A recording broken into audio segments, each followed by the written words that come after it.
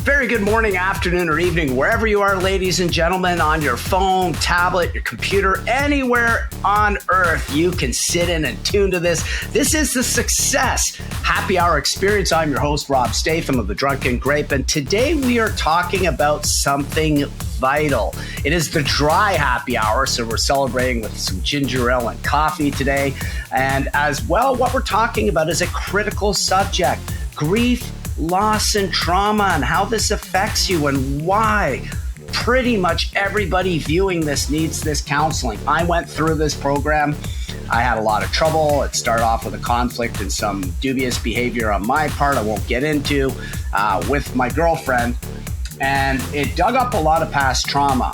Trauma of losing my twin sister, my father and mother in a 5-year span. The trauma I suffered in childhood that triggers all of this. And this is the whole grief and loss recovery system.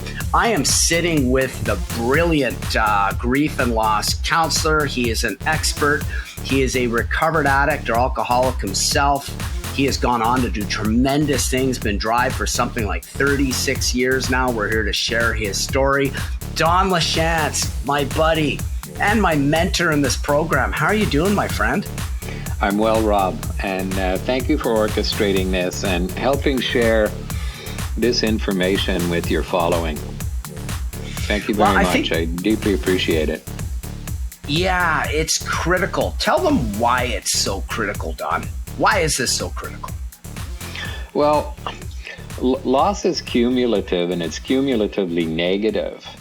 And we all live under this lens thinking that grief and the emotional turmoil that surfaces with how we define grief, and that's typically with the loss of a loved one. And yet there are all of these intangible losses that we experience that raise the same emotional turmoil. And I'm talking about intangible losses, things like loss of trust, loss of safety, loss of innocence, loss of dignity, loss of worth, all of those things. And so we're completely just ignorant to all of that. And as I stated, loss is cumulative, and it's cumulatively negative. So when people turn to us, typically, it's because of an event that occurs that shifts things for them, or they find themselves in situations where they can no longer emotionally move forward. They're stuck. And I have the great pleasure and honor of introducing them to intangible losses and allowing them to understand that the event that had them turn to us looking for help is really the straw that broke the camel's back. But it's really as a result of this cumulative loss that they've experienced all their lives. And as you're aware, because, you've done the difficult emotional work, you've plugged into this, Rob, and I must say, it was a pleasure working with you because of the courage you displayed in really diving deep into your past and connecting to the trauma, because we dial people back to their dawn of conscious memory to begin recognizing some of the trauma-based events that have unfolded in their lives, and we help them unhook from those things. So I hope that gives your audience a little bit of a background on why this is so important for people to plug into. The difficult element for most people is we've been conditioned cruelly by the world to not deal with our emotions. Yeah, and I think the statistics, 99.7 people have the emotional availability of a child, because when you're a child, it starts there, right? It's big boys don't cry. Go to your room if you cry. It'll get better. Yeah. Have some milk and cookies. And then what we talk about with STIRBs, short-term energy releasing behaviors. Talk a bit about that and how that triggers things. I mean, this is always an interesting dialogue, because when people suffer trauma, they get obsessed with the gym. They get into addictive behaviors. They find drugs and alcohol because it gives short-term relief. They may even find sexual addiction, pornography, whatever it may be, or worse, because that is a blanket from feeling abandoned or feeling alone or feeling troubled. And, because intimacy gets rattled in our society too. I mean, look at the divorce rate. It speaks volumes. And just talk a bit about that, Don, because I think this is a really, really, for me, this was the awakening of, wow, what the hell is going on? And then there was the light that started to shine on life could be a lot better after taking one of the hardest things or steps I've ever had to do in my life, which is admit I had problems and I need to get them fixed. Interesting that you raised that and that you were so deeply affected by it. Most people are. When we bring up the concept of STIRBs, which is like short-term energy relieving behaviors, it's an acronym. It's all of the activities that we take on or the hiding places that we seek out to numb the pain that we're actually experiencing. And we become really, really skilled at plugging into those things. And we watch them surface, and you mentioned some of the things. For addicts and alcohol and things like that, those are very visible STIRBs. They're visible by the outside community because of the behavioral changes. And what people don't realize is that it's really the escape mechanism from deep-rooted trauma. And because we've been so conditioned not to deal with it, we don't have pathways through any of this stuff. And so we're anchored to pain and we don't know how to move forward. So in order to not feel the pain, we take on these STIRBs. What really becomes confusing for a lot of people is when people take up health-based activities, like a gym membership, but they're not going to the gym for healthy reasons. They're going to the gym to not feel the actual pain they're feeling from trauma-based elements, trauma-based events in their lives. And so it may appear to be healthy, but it isn't.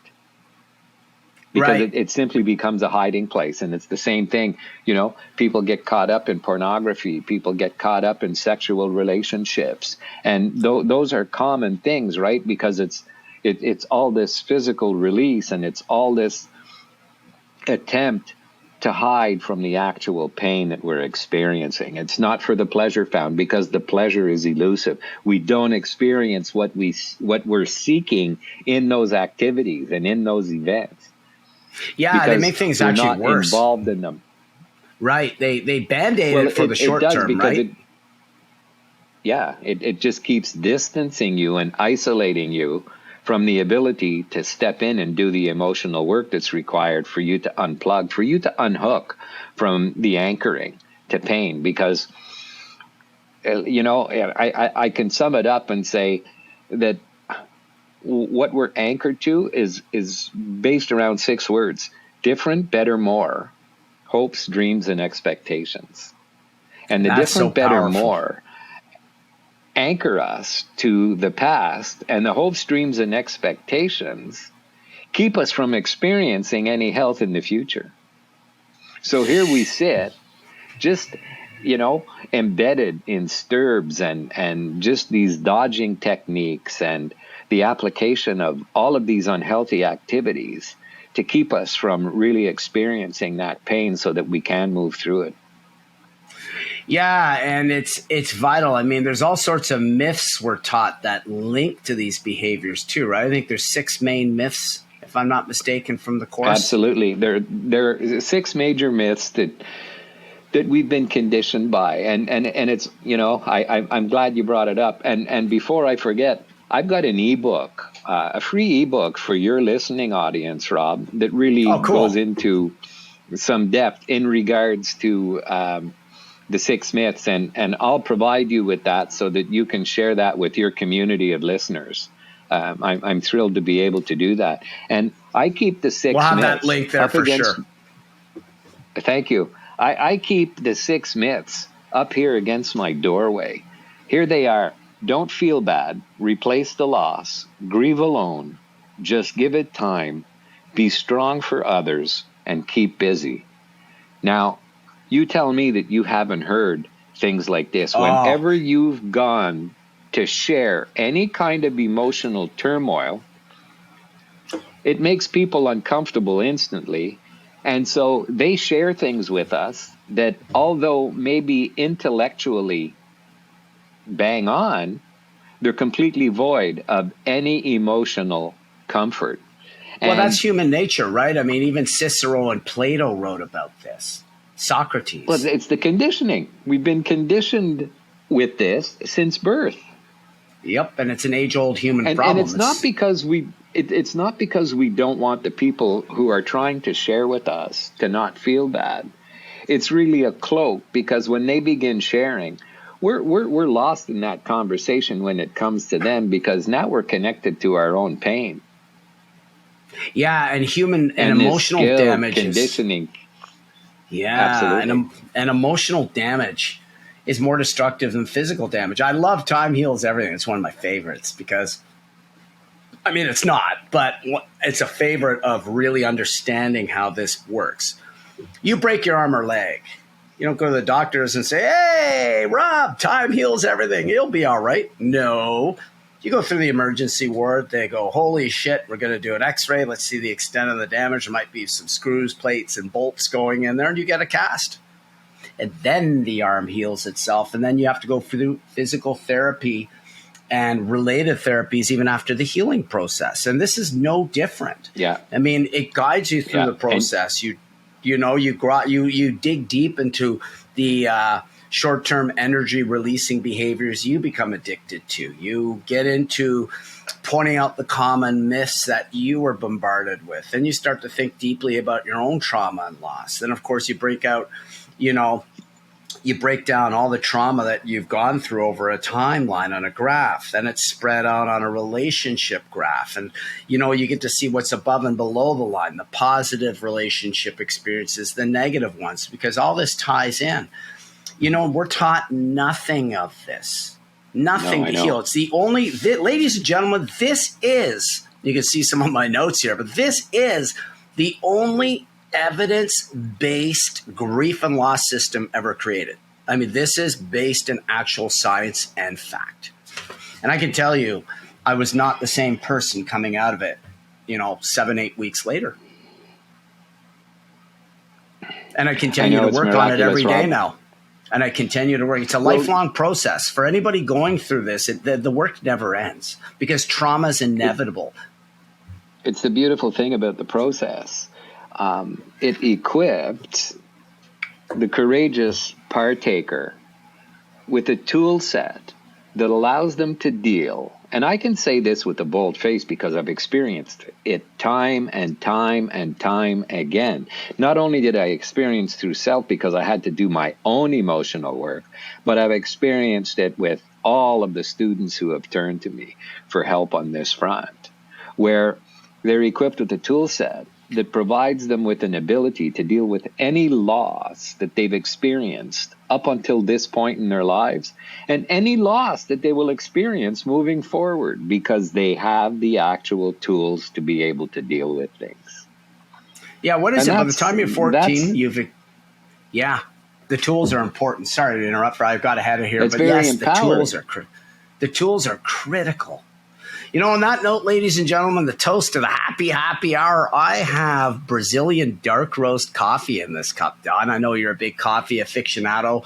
Something I'm going to share. I really don't know a lot about coffee, but coffee has its regional expressions and its classified regions like wine and beer do around the world. Different soil types and different climatic conditions, whether it's grown on a plain or a slope or whatnot, affects everything, just like any kind of viticulture or any kind of agricultural product. In fact, in the the coffee world, sommeliers are actually called Q graders. At Starbucks, if you become a Q grader, this is one of the greatest gigs in the world. You get paid 6 digits to travel around with companies like Starbucks from around the world to source coffee for them, and to train the baristas on the properties and the qualities of those coffee beans. Isn't that cool, Don? Yeah, it is. I love it because most of my grandkids have all come through the Starbucks system. That's cool, and they've got a great system. Some still work there now. Got an amazing system. I mean, Howard Schultz wrote the book "Pour Your Heart Into It," and he talks about how he built that company up. and he's back to being the CEO to clean it up. And Starbucks is on a rampage of success again. But getting back to all this, that's the happy hour, ladies and gentlemen. Of course, got to share that joy. Of course, this is breaking bread with friends and comrades. And, wherever you are around any corner on earth, emotional healing is vital. We spend all sorts of money on the physical healing, how to solve cancer. I mean, you had your own health scare just recently, and God bless you getting through it, Don. Big shout out to you as well. But thanks, Rob. Getting back to that, we have all the science and tech to save lives. We've got tremendous technology to save lives, physically speaking, and it's always getting better. But we are really still in the Stone Age as far as emotional healing. Couples, for instance, you're in a relationship. How often do couples really express their innermost problems, their innermost issues? They don't, because you're taught to bottle it up. And then you're taught to replace the loss. So the chances are your current partner is a replace the loss theory from the last one. And this course undercovers all of this. This really opens your eyes to how to heal. And it starts with you, and it only ends with you. The only person you can really focus on is you. We have no control over anything else. I mean, in your experience, how many souls have you revolutionized with this? Probably countless. Over the years, you've worked with an army of people. Yeah, I've been in recovery, hardcore recovery, for 37 years as of January 1st last year. Congratulations, my friend. Thank you. I've had many conversations with many people, on this front, and it was a good friend of mine, actually the founder of Capital City Mission, Timothy Meisenheimer, who asked me to vet this course for him because he was looking to take on a chaplaincy role for the Ottawa Mission in the hospice, and just wanted more depth in knowledge and just in really heartbeat, because we refer to ourselves as hearts with ears. Really, we don't analyze, we don't criticize, and we don't judge. We simply sit and we help guide people through difficult emotional turmoil. That's what we're skilled at. And when I vetted this course for him, I realized, man, despite all of the recovery work I've done, that there were still relationships that I was incomplete with. And so I plugged into this work with him. I called him and I said, look, if you go for certification in this, I want to go with you, because this is valuable. Awesome. And so I got to do a whole other set of deeper emotional work on the recovery front. And it worked miracles in my life. I just want to show you something up here. Can you see this picture right here? Yes, there's a picture of a park bench. Yeah, well, there's two people on the park bench. One of them is slumped over. They're homeless. Yes, that was my father.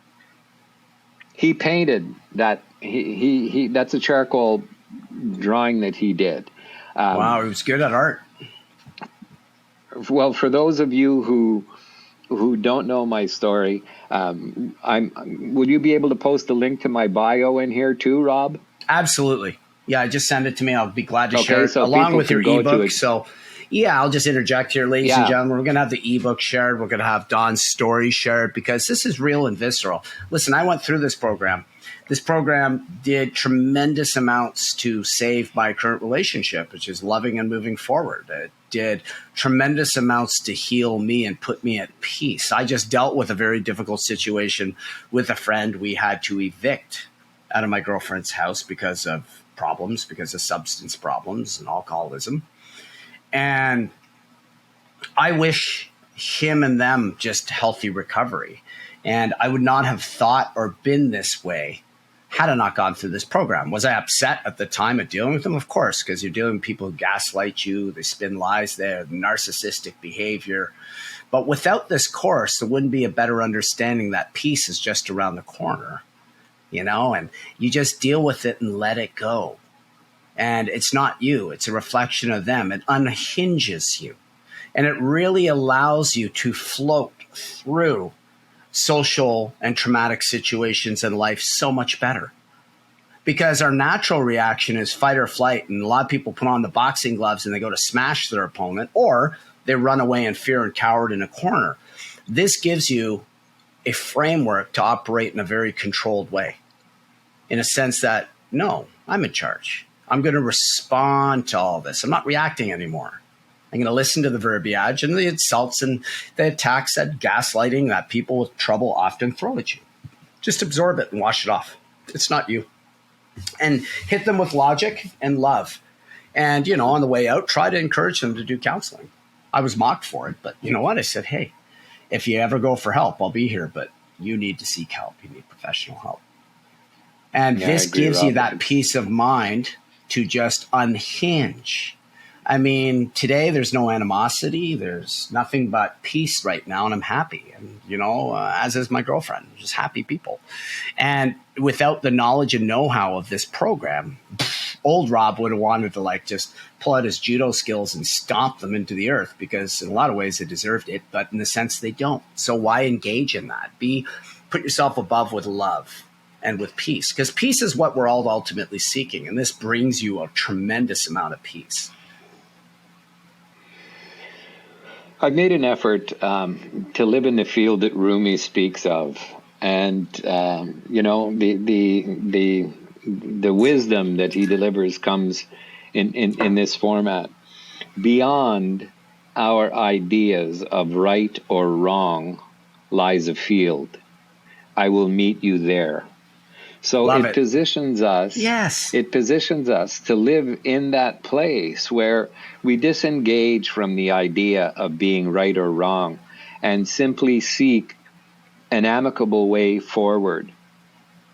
And so we don't judge, we don't analyze, and we don't criticize. And it's a very difficult thing for us to not do, because those are typically defense mechanisms. It's because we've heard something that piques us deeply on the emotional plane, and we dodge it. We don't want to have to deal with it.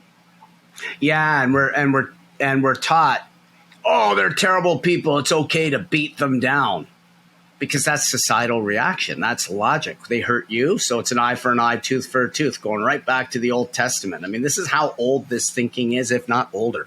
So, it's like, don't throw stones in glass houses, so I'm going to go pulverize yours. But none of this is emotionally successful whatsoever.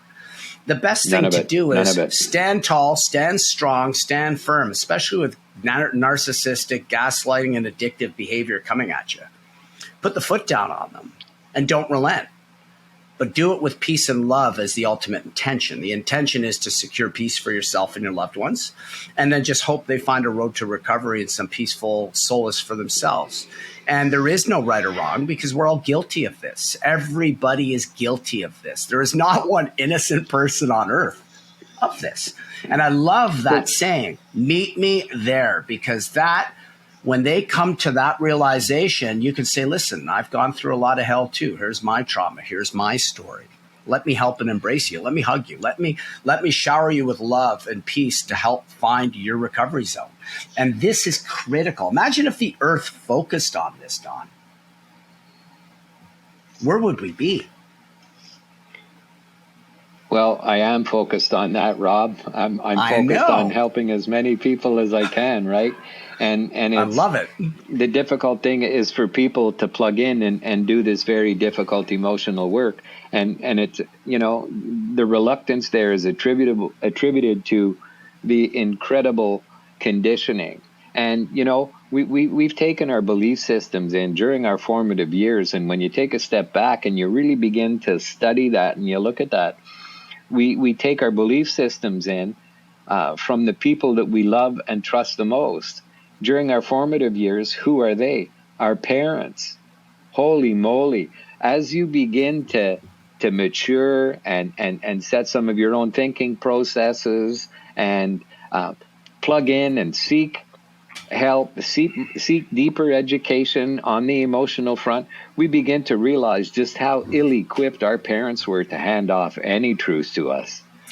Yet, our subconscious is so anchored to that teaching, right? So we go out to try and justify our behavior based on misinformation.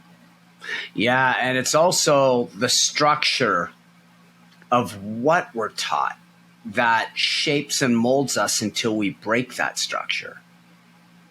So, right or wrong, your parents do what's best with the tools that they have given to them that they know of. So that Absolutely. gets passed but on it to you. changes the dynamic of the relationship. It changes the dynamic of the relationship because now we are no longer wanting to hold anybody else accountable for our inability to deal with things properly. So we need to seek deeper education on that front. And it's difficult for us to do because, what have we been conditioned to do? To battle on those fronts. I'm going to put up the good fight. And here's where the secret lies. The same way it does with addiction, the true power in being able to break through that is learning the art of surrendering. Yeah, and so surrendering to yourself. We've been taught to dig in your heels. Yeah, and to surrender to your own vulnerability and to admit that you have trauma you got to resolve. Like, wow, it's so powerful. And absolutely, I remember going through this at first. You can show up first. Yes. And I remember going through with this with you at first. I was rattled. It was hard to communicate this stuff out. I mean, a lot of people will need a box of Kleenex beside them at first, and that's okay.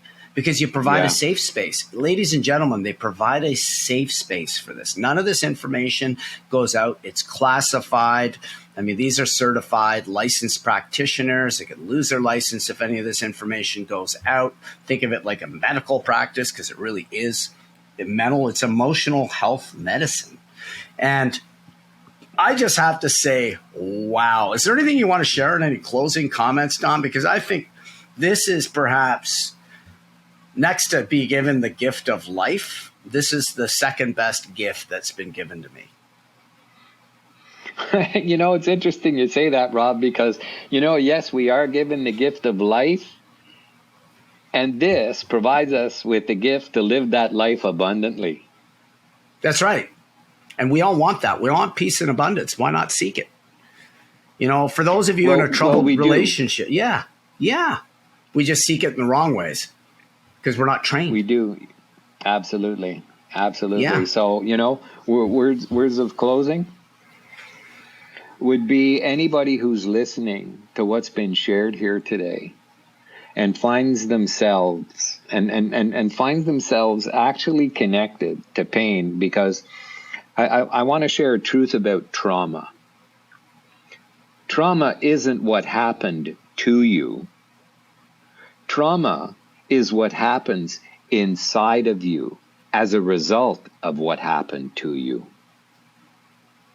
And that's where we become extremely skilled at masking and hiding from, because of the pain that it allows to surface. Wow, that's deep. We're going to close. So if you're feeling, if you're feeling anything right now that has you connected to internal pain, then use the link that Rob's going to provide you with in this great podcast and connect. Let's have a conversation and see how we can help you move forward freely for maybe the first time ever in your life. And to end this, the famous quote I love ending on sometimes, especially when we have excellent conversations like this: be the change you want to be in this world. Mahatma Gandhi. Much love, ladies and gentlemen. This is the Success Happy Hour Experience. Make sure to subscribe, share this content, and a big shout out to you, Don. You've been a terrific guest. Whatever you decide to do, ladies and gentlemen, have a terrific day. This is Rob and Don from The Drunken Great.